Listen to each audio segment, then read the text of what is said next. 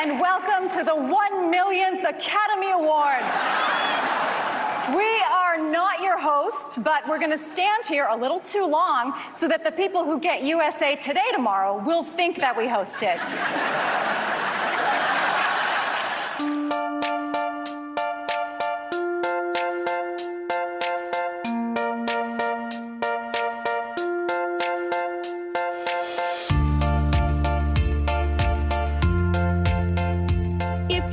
Watching the ABC broadcast of the Oscars last night, you know that we'll call them the Amy, Maya, Tina trio, who kicked off the broadcast last night. So on this week's edition of the Confident Communications podcast, my friend Mary is joining me again as we speak about the Oscars. Hello, Mary. Hi, Molly. How are you today?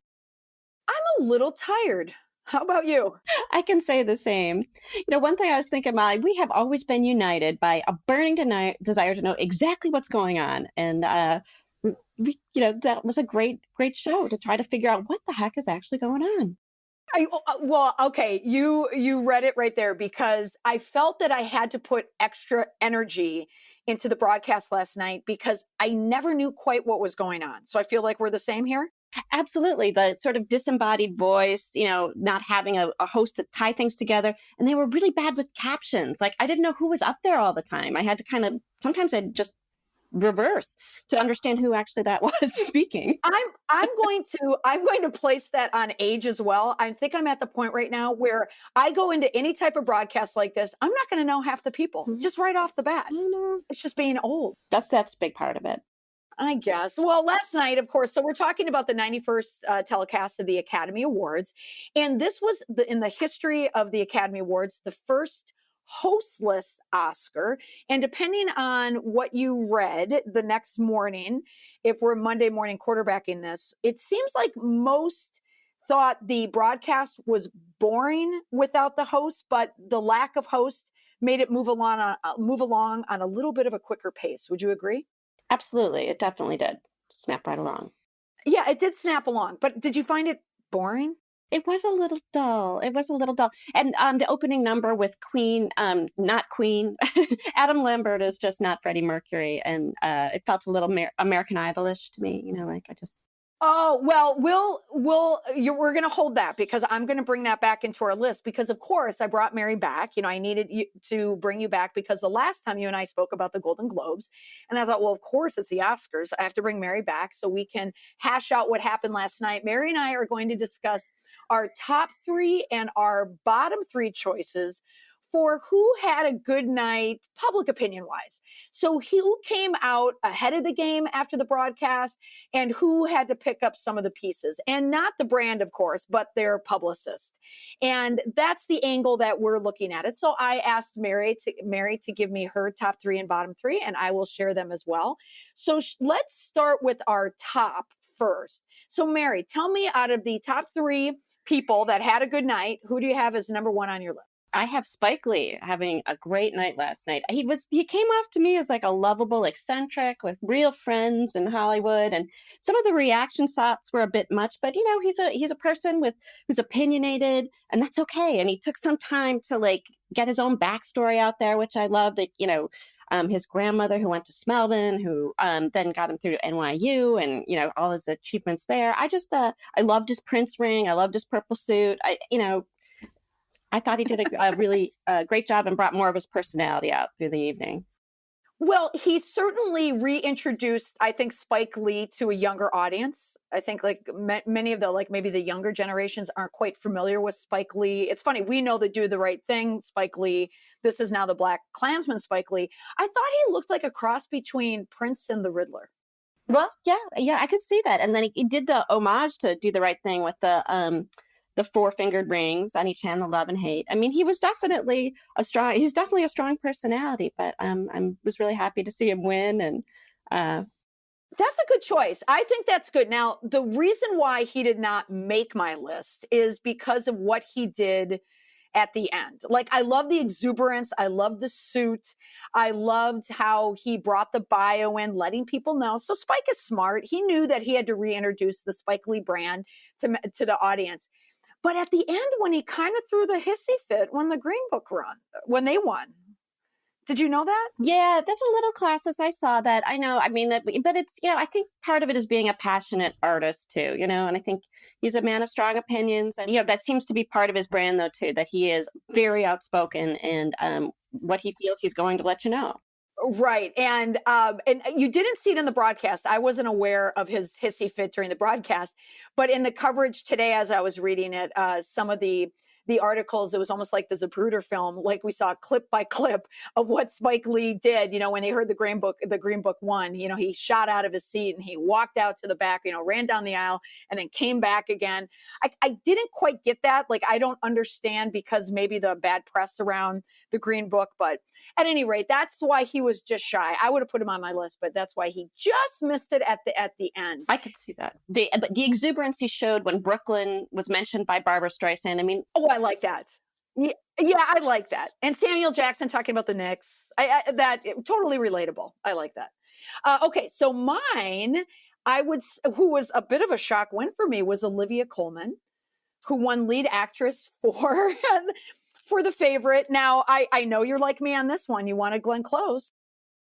I did want Glenn Close to win, and so I was not expecting to like Olivia Colman as much as I did. I was genuinely sad to see Glenn Close lose, and I was just charmed by Olivia Colman. She, what a lovely, joyful, charming speech, humble. Wasn't she perfect? Like, the timing of her speech, her behavior, how she accepted it, it was spot on perfect and refreshing. I agree. I want to see more of her, and that's kind of the whole point, isn't it? Well, I guess. I don't know if I want to see more of her. I thought I didn't see the movie. In fairness, I did not see the movie. And I only saw The Wife after Glenn Close won her Golden Globe. I saw it on a flight.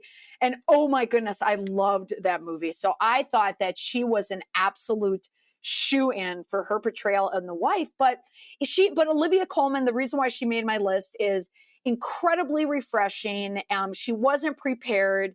She just brought everyone along onto her side. And that's where I do think the point of why you have the Oscars and you make that acceptance speech and how you get everyone just on your bandwagon is you do exactly what Olivia did. It's unscripted. It was emotional. I just really enjoyed her. So that's why she was on my list. Okay. Who's the next person on the list? Well, you might not agree with this. My next person is Melissa McCarthy. She obviously wasn't a big part of the broadcast, but what she did was brilliant. She came out to present an award, and she had a very deadpan delivery in an absolutely ridiculous outfit covered in bunnies, and her face was just gorgeous but never really changed. But then she had the little puppet making the overbroad gestures, and it was just genuinely funny. Now, why did you assume that I didn't like it? Well, it just wasn't a major part of the broadcast, but I thought she really furthered her brand of being just like an absolutely hysterical woman who's able to, really charm any kind of room. And I also thought that the clip they showed for Best Actress for her production of Can You Ever Forgive Me was really like also tailored to the room, where she was talking about in that clip about not being afraid to fail. It was very inspirational. So those two things, that she got to be very funny and very inspirational in one short burst in a broadcast, I thought was great. And she also changed into a black tracksuit after the show was over. I didn't see that. Yeah. I didn't see that. Tell me, who was she standing next to? Who did she present next to, who was also Natalie dressed, I'll say, in stuffed animals? Who was it? I'm looking that up, actually, because that was one that I had to look up, because I was unsure. I don't know why it wasn't Questlove. I don't know who it was, and I'm going to withhold my full Melissa McCarthy review on her outfit, since she's your number 2. But okay, all right, good to know. That's your choice. My number 2 is Hannah Beachler, and she won for production design for Black Panther. Do you remember who that was? Absolutely, yeah. Okay, now this is the reason why I liked her, and I had tweeted about it. Is I noted that she came up and she immediately put on the cheaters, so she had her glasses on. I noticed that she had a tat, a full-on display. But then her acceptance speech, and I think this is the first in the history of the Oscars, she read it from an iPhone. I love that. Yes. I love that. I have never seen that before. And I thought this is like a truly next gen acceptance speech where she's reading it from her notes, the notes app on her iPhone. So that's one of the reasons. And yes, because of Black Panther, that she won it around, she won the award along with Ruth Carter. She won it for costume design. And I believe they're the first 2 Black women to win those awards. And I think that's wonderful. But there was something about Hannah's like complete vibe that I just loved. And I just thought it was new and refreshing. And she wasn't wearing a stuffed animal on her shoulder. No, I loved her. My only criticism is she didn't let her co-winner. Yes, I know. I noticed that, and he did stand off. Yeah, that's a really good point. I did notice that because really, anything that he would have said at that point, he would have diminished the whole vibe that she had, and I think he knew that. So actually, he should have been on my list, like the guy that chose to remain silent to give Hannah her moment. That's a nice way to put it. That's lovely. And it was Brian Tyree Henry who presented costume design with Melissa McCarthy. Well, who is he? Well, that's a good question. You did all that looking up and we don't know who he is. Okay, all right. Well, it goes to show what I thought about that presentation. Okay, what's your next one on the list? Well, actually, I too went to Olivia Colman on that. So as sort of a great one, just because I was so blown away by her. But you know what? Why don't we say Alfonso Cuarón? Obviously massive winner last night. Really, really gracious to all. Okay, and again, this is me conflating everyone. Is he the one that made the reference to I grew up watching foreign films like Jaws? Was that him? I believe so, but what right do we to have this podcast if we don't even know who half the people are that walked out on stage? Okay. But I would have said honestly, Miley, Olivia Colman was my third on the list, and I was having trouble because the winners and losers on this. I know. Here's a better one, and a little unexpected. Julia Roberts. Okay, tell me about Julia Roberts. I thought Julia Roberts came out, said what she had to say, was very efficient, ended the whole event beautifully, short and to the point, and being gracious to family, mentioning her children, and to Bradley Cooper's mom. Her soul reach outs, not so Hollywood. I mean, it was sort of anti her sort of. Yes, a very anti-Julia. Can I ask you, did we know that Bradley Cooper's mother had such a short stature? Did you notice that? I had seen that at another award. Yeah. Very, very surprising. Yeah. Wow. Do you think is he adopted, or do we know, is there a story there? Not to my knowledge. That's a good question. I know his father passed away not too many years ago. And I think that he actually lived with his mother for a very long time as an adult. Like only recently did they separate households. Oh, wow. You really do know. You don't know who's presenting next to Mary McCarthy, but you know the living status of Bradley Cooper's mother. Okay. They're very close, really. They're very close. So let me ask you to wrap up your Olivia Colman. What did you think of her outfit then? I didn't totally get that. I did not like the wrap that much, but you know what? I thought it was very age appropriate, and her makeup was beautiful. Yeah, I like the color. The color was very very becoming, and it's got to be difficult to be an actress and be so not attractive on film, and then try and be attractive, on stage. Okay, so my third goes to Amy, Maya, and Tina, who we heard at the beginning of the podcast. I thought, and the reason why I added them there, and they were pretty much the same, and even I would say their level of humor was not quite as biting as they typically are at award shows, but I thought it was funny and smart that they came out right away in the beginning. They had their jokes, they had their riff.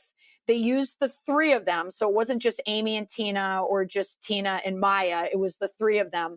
And I thought they were quick, and they made the joke about, we'll stand on stage long enough for USA Today to notice as the host. But it's so smart from a PR perspective that people are going to clamor for them to host next year. So that's why I put them in the list. I like that. As always, Tina was the funniest. She got the best lines, and I thought the cheese sandwiches under your chair and Oh, from the Fire Festival. That was very clever. I like Yeah. that. Probably went over the heads of many Oscar viewers, but I noted that. That was fun. Well, I think also there's kind of a dig at, the waste of time that Oscar's happy to do. They'll do these. Remember last year they're giving out pizzas a couple of years ago. Oh, They're talking about yes. not giving rewards for makeup, but they can still somehow find time for, Mike Myers and Dana Carvey. And I do hate to do that. Yeah, there is like some people were aging differently. Like I thought Amy Poehler looked a little busted. Oh, Did you think? Is that just me? I thought she looked good. I thought she looked pretty good. I don't. She looked tired. Like she looked like she'd been up all night. Maybe that's it. Maybe she had a sick child. Well, I think, But that's all. That's all I'll say about that. yeah. I think she's producing that Netflix thing that's very popular, Russian Doll. I think she's got a lot of irons in the fire. Because she's tired. Okay, she's tired. She's busy. Yeah, and who am I? Who am I sitting there? I looked, 1,000 times worse than Amy. So who am I to say anything? Okay, so now let us move on to our bottom three. And I will, I do have to ask you this. Did you read the reviews about the set design of the Oscars itself? That some compared it to a baked Alaska, where others said it looked like Donald Trump's hair. I saw Donald Trump's Trump's hair. I did not see baked Alaska. yeah. And then when you see Donald Trump's hair, then you couldn't unsee it.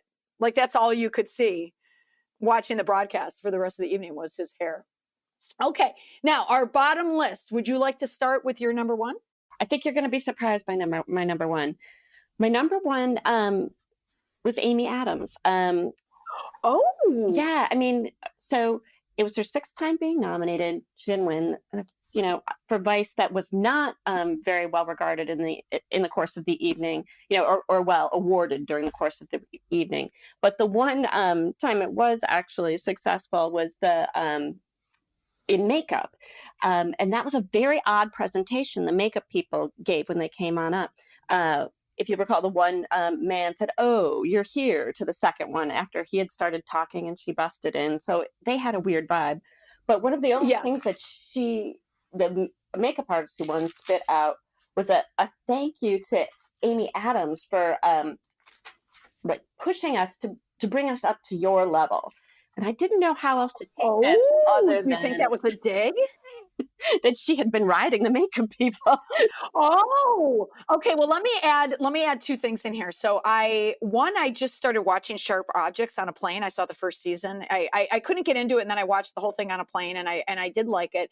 And I've read subsequent articles about it where people will allude to the fact that Amy Adams is a very, very hard worker. And I may have seen the word perfectionist. So that may mean something, that Amy Adams is kind of known to kind of push things. Maybe. I don't want to propagate a rumor. But then the other piece is that the hair and makeup was one of the sections that was going to be relegated to the off broadcast portion where they were going to do hair and makeup, I think, during the commercial break. And then replay it in a clip. So that could have been a dig to the producers. That makes sense. Yeah, she didn't have a terrible night, but when the only thing that's said of you all night is, you kind of berated the makeup artist, it appears. Yes. Mary, that's a good one. Evening. That's a very, very good one. Okay, so on my list, which probably isn't a surprise, but Melissa McCarthy. Now, I will agree with you that I liked the spectrum of her character that in that movie, and I did not see the movie, and I have to be honest, Can You Ever Forgive Me? The only buzz I had heard of it was from Richard E. Grant. He had a lot of buzz that people wanted to see his acceptance speech if he won, but I wasn't really familiar with that movie. But I didn't like the fact that Melissa McCarthy was nominated for a very serious role, one that she's now getting acclaim for. And then she had to walk out on stage with all the stuffed animals, the 101 Dalmatians. It's like the one time I didn't want Melissa McCarthy to be Melissa McCarthy. I absolutely understand that perspective. I like that she had showed a range, that, she did something comedic and then. Yeah. I don't know. I just kind of wish that she didn't do it because I feel like that's what she always defaults to. And it was the one night that she didn't need to do that. Yes, she didn't have to be class clown. I understand that. Right. Okay, who's next on your list? Well, I kind of feel like we're kicking somebody when they're down, but I had to say Bradley Cooper. Even though he did a beautiful job and it was very brave of him to perform Shallow, in front of that enormous live audience. And he went in to this, his strategy going into Oscar was to be nominated for Best Director. And when that didn't happen, he just sort of pivoted too late to wanting the actor win. And it was too late. Yeah. Yeah. And I thought the performance, and again, I have not seen the film, so I'm not fully on this bandwagon of everyone gushing over how romantic the two of them looked. I thought it was unusual that he was sitting off to the other side of the piano. The camera view is they had it towards the audience, which I thought was unique. But I think the conspiracy theorist in me did that. They did that shot so they wouldn't be highlighting the fact that Bradley Cooper wasn't playing a guitar. I think everything they've done has been orchestrated from the beginning, at first to get him to win director and then to try to pivot to actor. So I think they've been, playing it all along. Everything's been orchestrated. They just... Yeah. And I'm such a cynic. The last shot at the end when the two of them are looking at each other, I don't know. Everybody loved it and they're sopping all over it. I just looked at it as a complete orchestration that's part of the Gaga play. Yeah, I can see where you're coming from. She's always got production value going on. Yeah, exactly. Yeah, an undercurrent production value. Okay, so my number 2, you had touched on Adam Lambert, who opened up the broadcast with his Queen medley, which I loved. I loved Adam Lambert. He's just back when he won his season, or he was a runner-up. He covered Mad World, and I thought he did a great job, and I love him with Queen. So I thought that was very peppy and upbeat. But in the battle of the former American Idol contestants, I think that my number 2, Jennifer Hudson, who normally has a very strong, booming voice, I thought her song that she sang from the RBG movie was not good. I agree. I actually didn't listen to it all. I went up and made some tea. How's that for a review? Yes. Well, that's all that needs to be said about that. Mary left to make tea. No, I mean, she couldn't hit notes. It was bad. Yeah. So we'll leave it at that. That's what we thought of Jennifer Hudson. We left the room. Okay. Who's next on your list? Well, I was struggling a bit to come. I just, to pick out a loser for me. I did not like the disembodied voice. I think we talked about that a little bit earlier. That kind of announced different things. I kind of like having the structure of a host. Like I said, it kind of worked having sort of the beginning with Tina and Maya and Amy, and then the end with Julia Roberts. But I overall found it disjointed. So your number 3 is the disembodied voice, right. The nameless voice. I don't like to pick on people. Well, that's not fun. Oh, you're too nice. Oh, you're like, what? They're going to hear this. That's right. I'm going to get a call from Spike Lee or Lady Gaga. All right. Okay. So I thought Ludwig Göransson needed to cut his hair. Ludwig was very interesting to me. So we saw the hair, and then once I heard the accent, I thought, oh, well, he's like a crazy long-haired European, from some Nordic country. But he was nice. I love that kind of innocence. Okay, so my number 3 is really a tie, and I'm choosing to name people that were well known and actually have names. My first one is I was going to put Mike Myers and Dana Carvey, which was very nice to see them walk out and introduce Bohemian Rhapsody as the movie and evoke an older movie with Wayne's World and why that song came into being. But Mike Myers, I thought looked, well, who am I to criticize people? But he looked a little bloated and his hair looked a little dark. And he and Dana, it appeared that you could tell that those two had a riff years ago, and they maybe came together for this broadcast to do the introduction. That's just my take. What about you? Yeah, I can see that. That didn't seem to be in the same worlds anymore, and it seemed like a pretty old bit. And then for me to say that, I know. Yeah, when we're saying that. And then who I was going to put on the list is John Mulaney and Awkwafina, and she's from Crazy Rich Asians. They introduced 2 categories, and I love John Mulaney. Like I think he's very clever. And he normally performs, or he would MC like the Independent Spirit Awards, and he and Nick Kroll would do it together, and the riff back and forth, those two have it.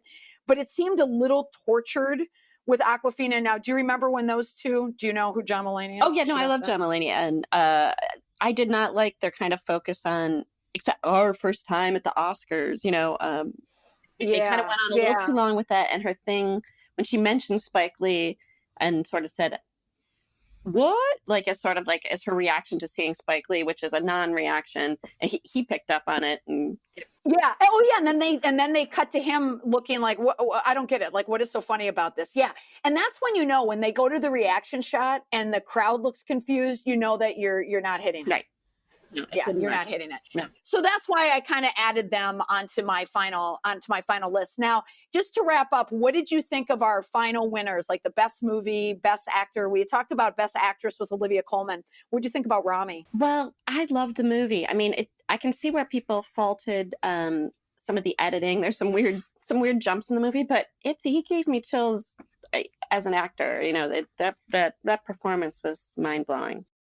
It was so good. I was so happy that he won, and I loved his acceptance speech.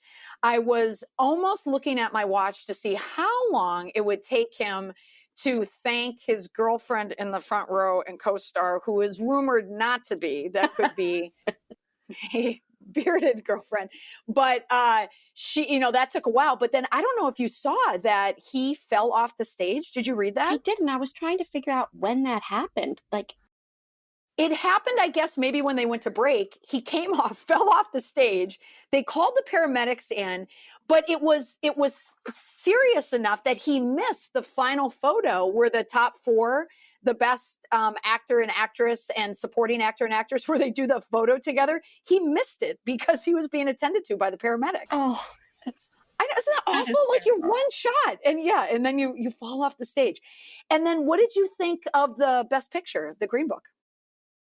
It was a surprising thing, and I wondered if it had to do with like that whole proportional voting system, where I think it's sort of like if you have to pick a first and a second, if somehow that's how it edged in there. If it was sort of everybody's number two pick and everything else got all the first choices got kind of scattered. I mean, it just was so controversial, and they did not bring up Dr. Shirley's family in the acceptance speech, which I thought was odd. Well, they didn't, but Mahershala, when he won for his award for Best Supporting Actor, the first line in his acceptance speech was that I think after thank you, was that he wanted to portray the essence of Dr. Shirley, which is, I believe, his way of saying, hey, it's not word for word here, folks.